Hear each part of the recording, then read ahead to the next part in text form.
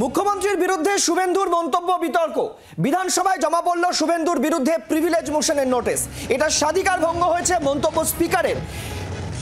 স্বাধিকার ভঙ্গের নোটিশ গ্রহণ করা হলো এমনটাই জানানো হয়েছে, প্রিভিলেজ কমিটিতে পাঠানো হয়েছে সেই বিষয়টি এমনটাই জানানো হয়েছে স্পিকারের তরফে। শুভেন্দু অধিকারীর বিরুদ্ধে মুখ্যমন্ত্রীর মন্তব্যে স্বাধিকার ভঙ্গ হয়েছে এমনটাই কিন্তু জানিয়েছেন স্পিকার।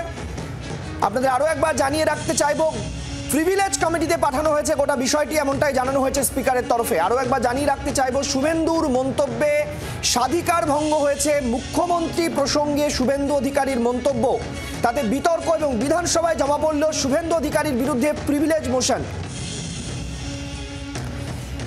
শ্রেয়সী গঙ্গোপাধ্যায় আমাদের সঙ্গে এই মুহূর্তে টেলিফোন লাইনে রয়েছেন। শ্রেয়সী, খুব স্পষ্টভাবে স্পিকার জানিয়ে দিয়েছেন মুখ্যমন্ত্রীর বিরুদ্ধে মন্তব্যে একেবারে স্বাধিকার ভঙ্গ হয়েছে শুভেন্দু অধিকারীর মন্তব্য, ঠিক কি ব্যাখ্যা দেওয়া হচ্ছে?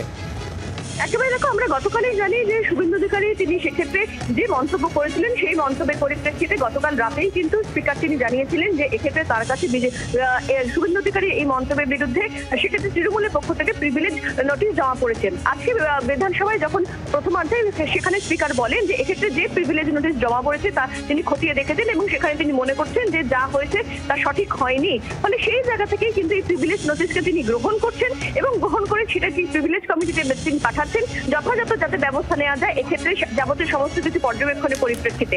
কিন্তু এইটা যখন তিনি সিদ্ধান্ত ঘোষণা করেন তখনই দেখা যায় যে এক্ষেত্রে সেক্ষেত্রে বিধানসভার মধ্যে বিজেপি পরিষদের দলের সদস্যরা তারা তুমুল বিক্ষোভ দেখাতে শুরু করেন এবং তাদের পক্ষ থেকে যে স্লোগান দেওয়া হয় যে যা বলেছে ঠিক বলেছে, এই মর্মে কিন্তু তাদের পক্ষ থেকে স্লোগানিং শুরু হয়।